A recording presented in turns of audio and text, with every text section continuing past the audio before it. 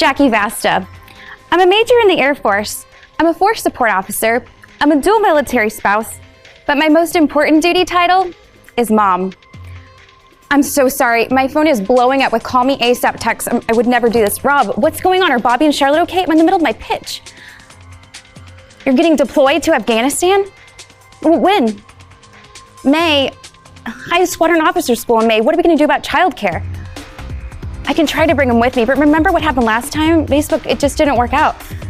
You know, we'll figure this out. I'll call you back, okay? All right, thanks. I'm so sorry. I'm so stressed out.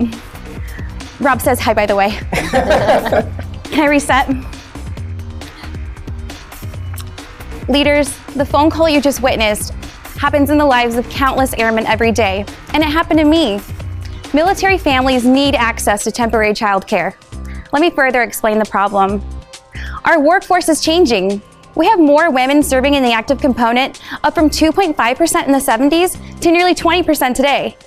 We have twice as many dual military spouses with children and single parents serving than we did in 1985. We have service members listing childcare as one of their top 5 stressors related to military life. Families need access to childcare. The main avenues that airmen are seeking to get childcare is through Facebook. The Air Force allows us to sublease our childcare spots. As you'll see in these posts, there's confusion surrounding this CDC policy.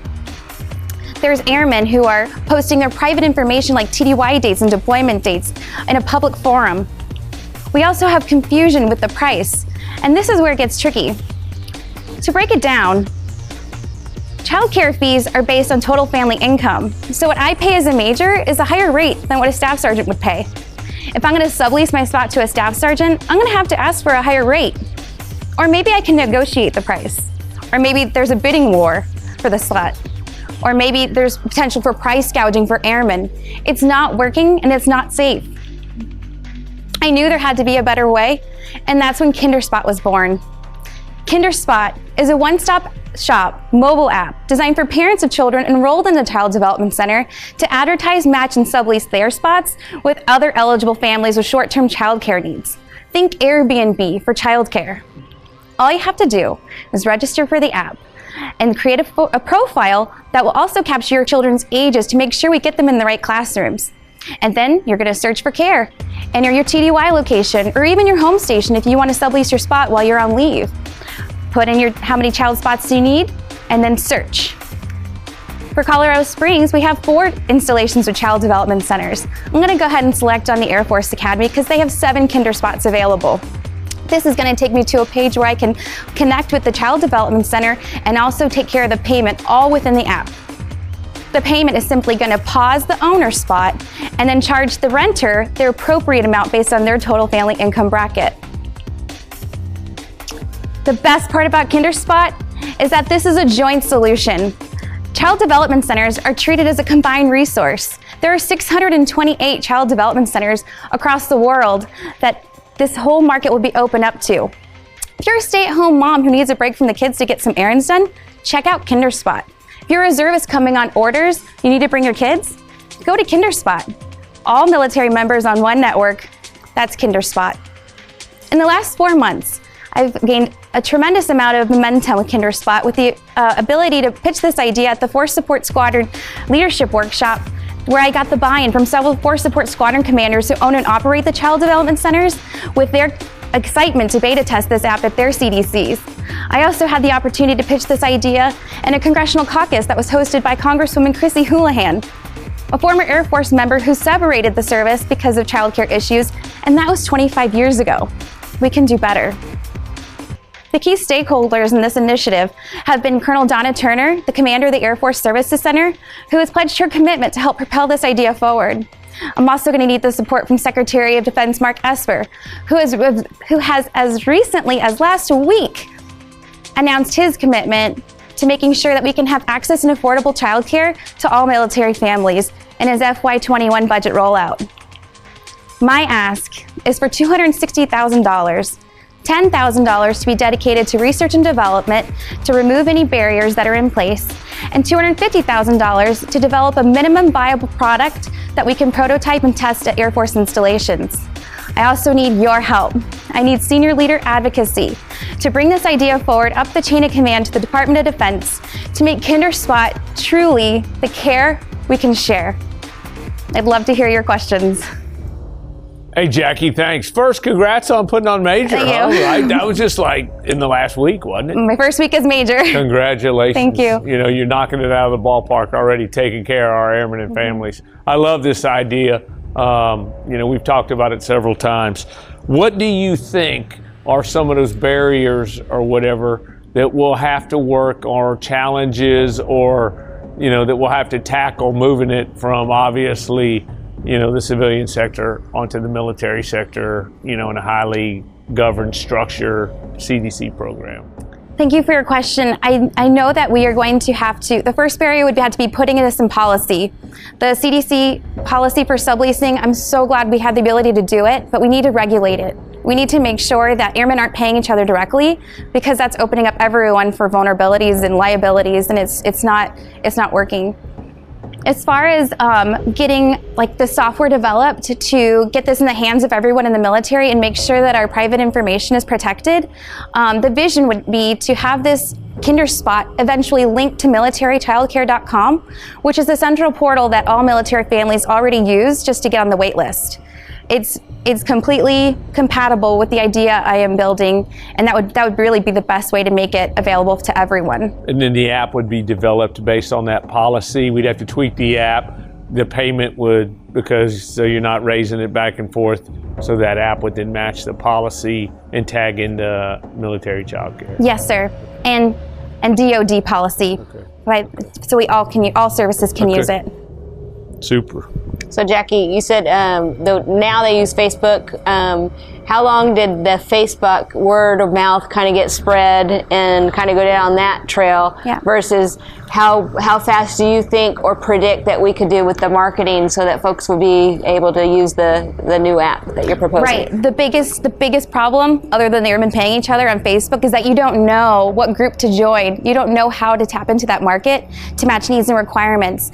So getting it on militarychildcare.com will essentially mandate that we use militarychildcare.com as a subleasing module to connect to KinderSpot. So the marketing is really in place. We just need to make sure that we can test the app by word of mouth. And I'll tell you, I've gotten a lot of positive feedback within the local women's Facebook forums, excited to try this. So I mean, I think it's spreading, but eventually be mandated to get to use it. It's a great brief. This near and dear to my heart. I have a 3-year-old and a 6-year-old. So I am curious whether or not you've looked beyond just the CDC, because we're talking about infants all the way through pre-K. But you have this huge segment of our population that has K through 12 that end up in the same situation that you described here, who are utilizing the youth center. And so are we looking at diving into the youth center as well and opening up the aperture beyond just the CDC for those demographics? I would love, the vision would be to be able to tap into the family child care home networks, the FCCs, and also the school age program. And that's something that militarychildcare.com is getting after right now. So as they make progress, I'm hoping that we can universally allow subleasing within all of these different segments of the market. That'd be awesome. So you also had mentioned that there's going to be some standardized pricing so that a staff sergeant's not paying major rates. Is there a mechanism going the other way as well? So I'm paying Brigadier General pay, which is the highest band that they have in the CDC. I have been doing that since I was a lieutenant colonel, essentially.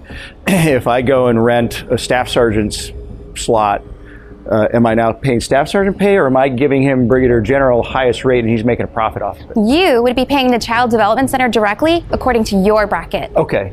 We're taking the middleman and giving it to the CDC. That way there's no airmen exchanging funds. Okay. So it's regardless, and then he gets reimbursed then what his rate was, and then the delta goes back into the CDC. Yes, sir. Okay. Credited. Yep, it's credit back. Because if nobody wanted that spot, he would still have that spot. And that's he's still responsible for that spot. Yes, sir. Absolutely. Okay, I got it.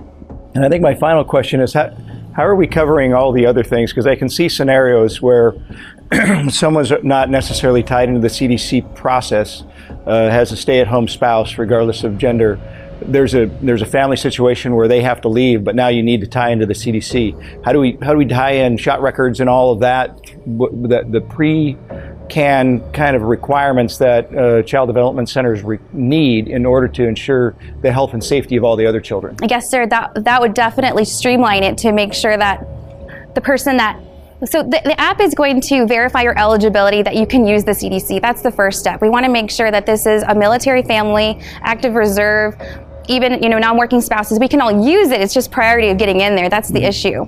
So the app is going to bring that family to the CDC where they'll complete the registration paperwork. And eventually one day, once we can get all the HIPAA in there, you can store the shot records, then we really won't even have to, we can cut that whole step out. So that would be in a couple phases. I could foresee that in the vision. And I know that in talks with the services center, we're all going down that route too, to kind of modernize the whole child development program. So it would be in concert with all of those actions that we're trying to bring together to just, get into the 21st century. Concur. Modernization. Awesome. No, super. I think this is a great idea. I think it solves some of the issues we have with trying to do this on the fly with Facebook and putting ads up on the CDC bulletin board or any of those sorts of things. So great idea. Thanks. I think it's awesome, Jackie. Is there if it takes us a while or we can't get into militarychild.com, right? Is there a lesser version of this, or something that can be rolled out now versus 2 years? I mean, you may end up still having to pay each other, but hey, if you sign up and you want to do it, they can follow the rules. I love the idea that anybody can get on there, or would that just be more like Facebook today? Is there a lesser? Yes, sir. I think that we still need a solution regardless just to handle the payment issue. Right. And if that's the minimum viable product that we can get with this $260,000, I know we can do that in 6 months. I have small businesses that have already approached me just because this idea has gained some momentum that have the ability to develop the software or, the mobile app. So I know even a temporary solution to bridge the gap is definitely in the right direction. Right. I mean, I think it's great. I think it's something that's needed. Sometimes it takes more bureaucracy and a lot more time to get into militarychildcare.com because all the HIPAA and all the things that are in there. So that's what I was looking for. So, Chief, you got anything? I do. Major, great briefing. Thank you. I just want to make sure that $260K was the ask today. That's what the ask was today. That's the ask for today. I kind of got a little lost there, but I want to tap into resiliency a little bit. And you hit on it. Your phone call, by the way, was a great illustration of what so many folks go through. But there's also other applications here that I would ask that we explore and we look at along the lines of resiliency. Is give parents a break. When you're PCSing and you just need that extra time because you're doing household goods and those sorts of things, all of those typical things that you think First Sergeant, what they're handling, there's a lot of other individual day-to-day. It's not so much just because I'm going TDY or whatever where this can help our airmen. It is a need out there. They'll do it, black market or whatever. So I applaud you for reaching out there and looking for a solution and bringing some ideas our way. So thank you, ma'am. Great job. Thank you, Chief. And if I can add, I think this is also going to be a huge retention tool, because there are many peers of mine who don't have the family support that I do, who just don't have this option, and then one of the parents has to decide to leave the service, and I know that absolutely that isn't what they want to do. Right on. Absolutely. Great point. Hey, Jackie, thanks so much. You knocked it out of the park. Congrats again on putting on Major. Good job.